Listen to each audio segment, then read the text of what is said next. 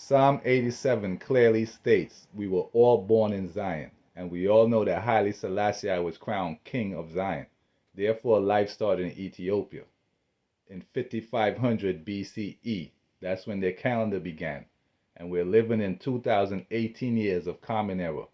Therefore, the world began 7,518 years ago by a living God who created heaven and the earth, which is only the dry land. And upon the dry land he will become king, then hide his face from a wicked generation that's basically following paintings instead of the living God himself. So let's watch what's happening.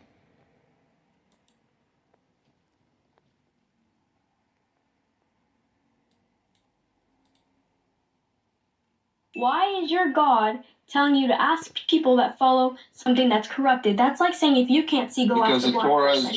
Because the Torah is generally true. Notice he's an Orthodox Muslim. So what does Orthodox mean? That's a Greek term meaning orthodoxus, and is in reference to Judaism. So basically the Quran is meant to entangle the Torah, the Talmud, and the Bible together. In other words, they're all meant to be part of the Greco-Roman pagan story of a first century Jesus. So let's read what the Ethiopian Bible warns us about. After Alexander, the son of Philip the Greek, who came from the land of Kittim, defeated Darius, the king of Iran and the Medes, which includes Turkey, Syria, and Babylon. In other words, Babylon was before, then came Iran, then came the Greeks, and then the Greeks took over Rome. So it became a kingdom of the Greeks. Hence, you will find yourself an Orthodox Muslim, an Orthodox Christian, an Orthodox Christian, Orthodox Jew, all in the same kingdom with all the Abrahamic religions, including Buddha, because Buddha basically come from the Medes. So what will they do? So they will build a gymnasium in Jerusalem according to the Gentile custom. They will plunder the land of Egypt, which used to be part of the Ethiopian kingdom. So hence they took over Egypt.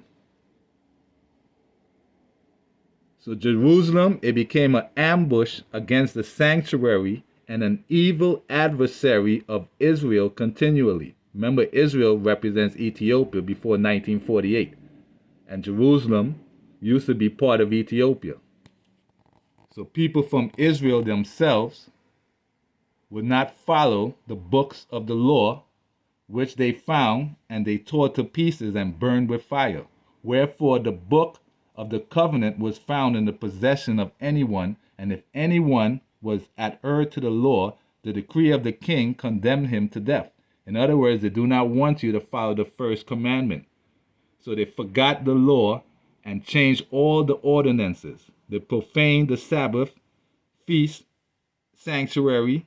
So many even from Israel, in other words, many from Ethiopia, gladly accepted the religion, and they sanctified to idols and profaned the Sabbath, which is the Sabbath day. Hence, they are following the Orthodox. Are the Israelites corrupted people? I'm not going to say people are corrupted. Just wait. Does God say the Israelites, they are corrupted, they are corrupt, they are not his children? That's Deuteronomy chapter 31, verse 5. And is this the way you repay the Lord, you foolish? They are corrupt and not his children. To their shame they are walked in crooked generation. In this way you repay the Lord, you foolish and unwise people.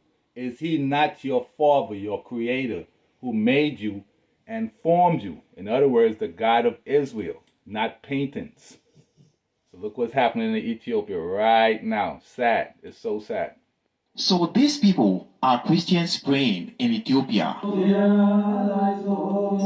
Look what they're praying to. Paintings. White, tan, whatever.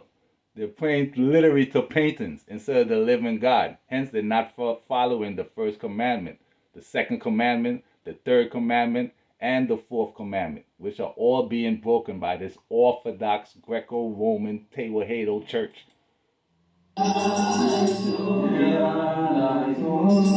are also Muslims praying in the same Ethiopia. We just read that the Muslim nation, a lot of Islamic nations, is part of the Greek kingdom. So they got them praying to a guy with two right arms in the sky. While the Christians, the Orthodox Christians, are praying to a painting that's living in the sky dead for 2,000 years, while they're praying to a guy with two right arms in the sky. In other words, Orthodox, Greco-Roman, pagan stuff.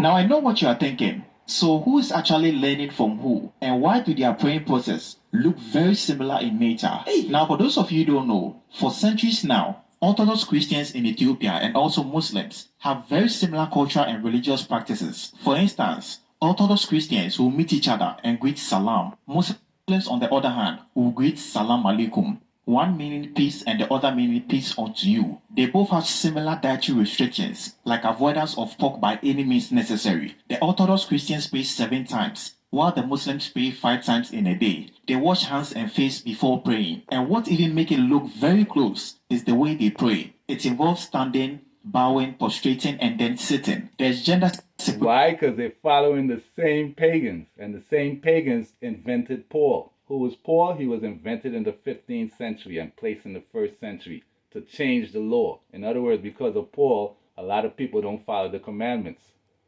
The apostate Paul is a false prophet, and the Bible itself proves it. We see in 1 Thessalonians that Paul makes a clear prophecy that Jesus will return in his lifetime. But it's been 2,000 years and Jesus has not returned, making Paul a false prophet. And when we look at the book of Deuteronomy 18, it says, if a prophet speaks in the name of God and it does not happen, that prophet is false. So, using the Bible's own standards, Paul is a false prophet. And since Paul is a false prophet, that makes Christianity false. The apostate. In the beginning was one God and no religion. So let's listen.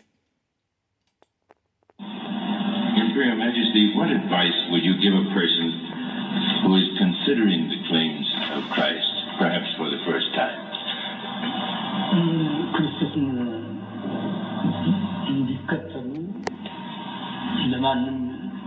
I would tell a person that's considering the claim of Christ for the first time that it is necessary to have faith in the Almighty. In the Almighty, to have faith in the Almighty. So even though you're thinking about Christ, he's telling you to have faith in the Almighty God. God of Abraham, the God of Isaac, the God of Jacob. That it's necessary to have love, and that it's necessary to conduct oneself in a manner that we have been taught to do in the Bible. And what did the Bible tell us? Let's read. Let's read. Not unto us, O Lord. They have mouths, so this is what the heathens say. Not unto us, O Lord, not unto us, but unto thy name give glory and thy mercy for thy true sakes. For thy truth's sake. Wherefore should the heathen say, where is now their God? But our God is in the heavens. He hath done whatever he pleased. Their idols are silver and gold, the work of man's hand. So the heathens are telling you that their God is in heaven, and that's what people in Ethiopia are following. When in fact, they have mouths, but they speak not. Eyes have they, but they see not. They have ears, but they hear not. Noses have they, but they smell not. You notice the Ethiopians were literally praying to paintings. Hence, they're breaking the commandments. So let's read. Thou hast commanded us to keep thy precepts. Oh, that my ways were directed to keep thy statutes. Then shall I not be ashamed. In other words, follow the commandments. My soul breaketh for the longing that it had unto thy judgments at all times.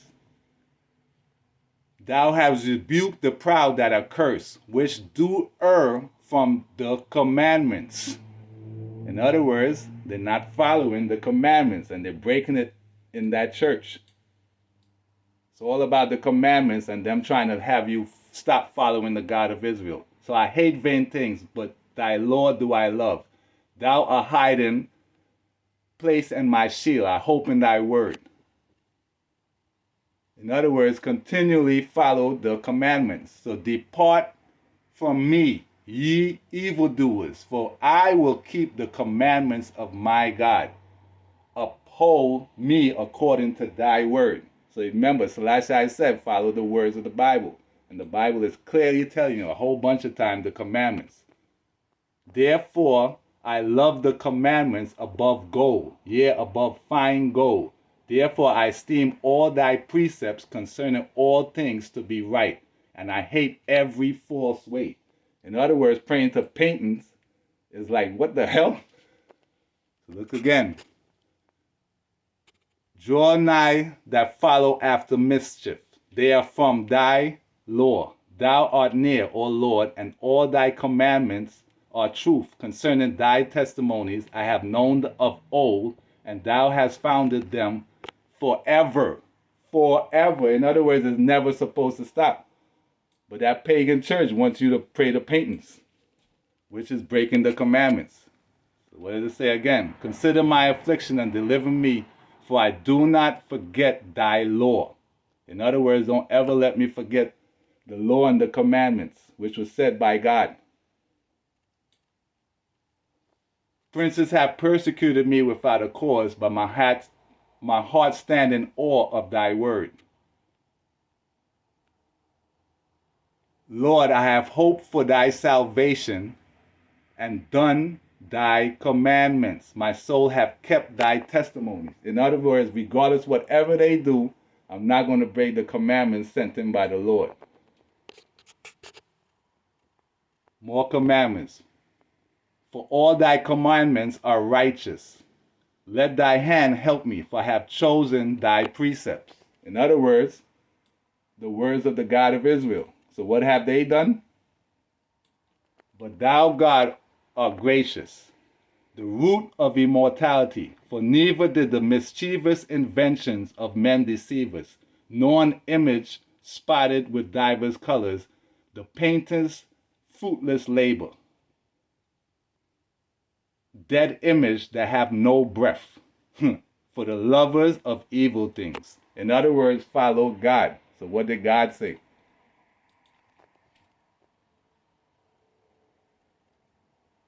I would advise him to read and to study the Bible. I would also advise him to seek the secular knowledge.